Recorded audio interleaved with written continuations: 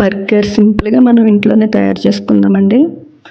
ఇంట్లో ఉన్న వస్తువులతోనే మనం బర్గర్ని చేద్దామండి. కావాల్సినవి bread and eggs, onions and tomatoes,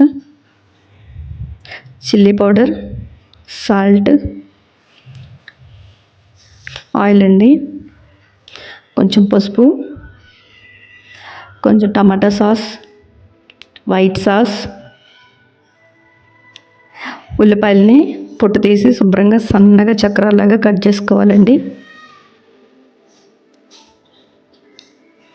2 onions కూడా చక్కగా రౌండ్గా సన్నగా చక్రాల్లాగా కట్ చేసుకుందాము.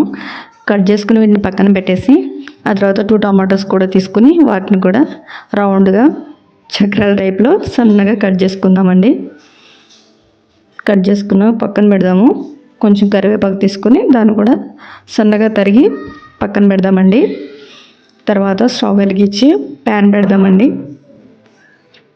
ప్యాన్ పెట్టి 1 టేబుల్ స్పూన్ ఆయిల్ వేసానండి. ఆయిల్ వేసిన తర్వాత ఆయిల్ హీట్ ఎక్కేంత వరకు ఉంచుతామండి. ఆయిల్ బాగా వీటెక్కిన తర్వాత ఆ బ్రెడ్ స్లైసెస్ ఉంటాయి కదండి, అవి పెనం మీద పెట్టి 2 వైపులా చక్కగా కాల్చుకుందామండి. ఓకే, ఒకవైపు కాలిన తర్వాత రెండో వైపు తిప్పుదామండి. చక్కగా గోల్డెన్ బ్రౌన్ కలర్లో వేయించుకుందామండి. తింటుంటే కూడా క్రిస్పీగా టేస్ట్ బాగుంటుందండి. అదేవిధంగా మిగిలిన బ్రెడ్ స్లైసెస్ మొత్తం కూడా మనం అటు ఇటు కూడా లైట్గా నెయ్యి కానీ ఆయిల్ కానీ వేసి ఫ్రై చేసి పెట్టినాయండి. అలా చేసుకోవాలండి. ఆ తర్వాత ఒక బౌల్ తీసుకుని దాంట్లో ముందుగా కట్ చేసిన కరివేపాకు వేసి 1 టేబుల్ స్పూన్ కారం వేసి 1 టేబుల్ స్పూన్ ఏమో ఉప్పు వేద్దామండి. తర్వాత 1/2 టేబుల్ స్పూన్ ఏమో పసుపు వేద్దామండి.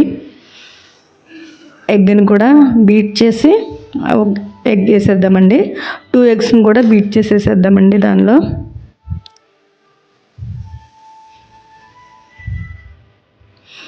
ఆ తర్వాత ఉప్పు, కారం, పసుపు, కరివేపాకు, ఎగ్స్ బాగా మిక్స్ అయ్యేటట్టు కలుపుకుందామండి ఆమ్లెట్ కోసం.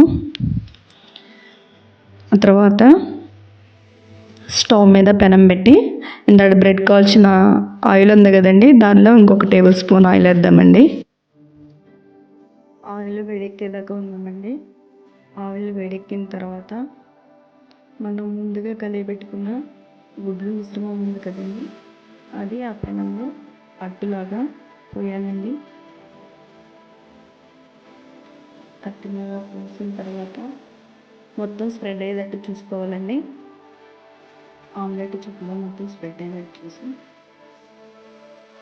లో ఫ్లేమ్లోనే ఆమ్లెట్ని ఉడికించుకోవాలండి. లో ఫ్లేమ్లోనే ఎగ్ ఆమ్లెట్ని ఉడికించుకోవాలండి. మంచిగా ఉడికిన తర్వాత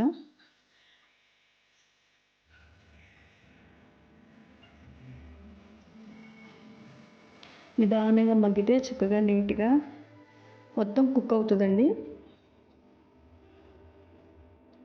ఆ తర్వాత రెండో వైపు కూడా తిప్పాలండి.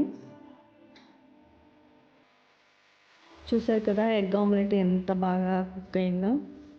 లో ఫ్లేమ్లో పెట్టుకోవడం వలన ఎగ్ అనేది మాడదండి. ఓకే, అయిపోయిందండి. అయిపోయిన తర్వాత తీసి పక్కన ప్లేట్లో పెట్టుకోవాలండి.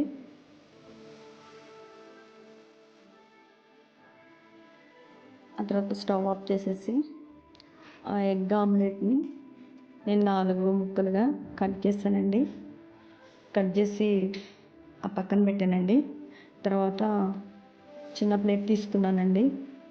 ప్లేట్ తీసుకుని దాని మీద బ్రెడ్ స్లైస్ పెట్టానండి. ఆ తర్వాత మనం సన్నగా తరిగి పెట్టుకున్న ఆనియన్స్ ఉన్నాయి కదండి, ఆ ఆనియన్స్ని దాని మీద పేర్చాలండి. తర్వాత సన్నగా తరిగిన టమాటా ముక్కలు కూడా చక్కగా దాని మీద పేర్చుకోవాలండి. ఆ బ్రెడ్ మొత్తం మీద కూడా సరిపోయేటట్టు 4 పక్కల అంచులకు వెళ్ళేటట్టు చక్కగా పెట్టుకోవాలండి. అలా పెట్టేసిన తర్వాత మనము ఎగ్ ఆమ్లెట్ ముక్కలు తీసుకుందామండి. అది కూడా వాటి పైన పెడదామండి. బ్రెడ్ ఎగ్ ఆమ్లెట్ టేస్ట్ చాలా అంటే చాలా బాగుంటుందండి కాంబినేషను. అలా పెట్టిన తర్వాత మనము టమాటా సాస్ వేసుకుందామండి దాని మీద. కొంచెం టమాటా సాస్ వేసుకుందాము. టేస్ట్ బాగుంటుందండి టమాటా సాస్ వేస్తే. ఓకే, కొంచెం టమాటా సాస్ వేసి పక్కన పెట్టేసి వైట్ సాస్ కూడా వేసుకుందామండి. దానిపైన కొంచెం వైట్ సాస్ కూడా వేసుకుందామండి. చాలా సింపుల్ అండి, త్వరగా అయిపోద్ది. మనం అప్పటికప్పుడు చేసుకోవాలంటే చేసుకోవచ్చండి. తర్వాత దానిపైన మళ్ళీ బ్రెడ్ పెడదామండి.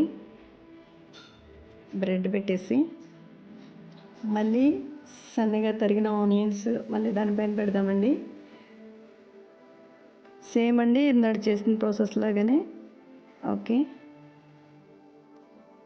దానిపైన మళ్ళీ టమాటా ముక్కలు పెట్టుకుందామండి.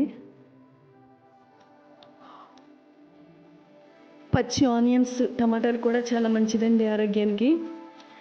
తర్వాత దానిపైన వైట్ సాస్ వేద్దామండి. ఆ తర్వాత మళ్ళీ టమాటా సాస్ వేసుకుందామండి.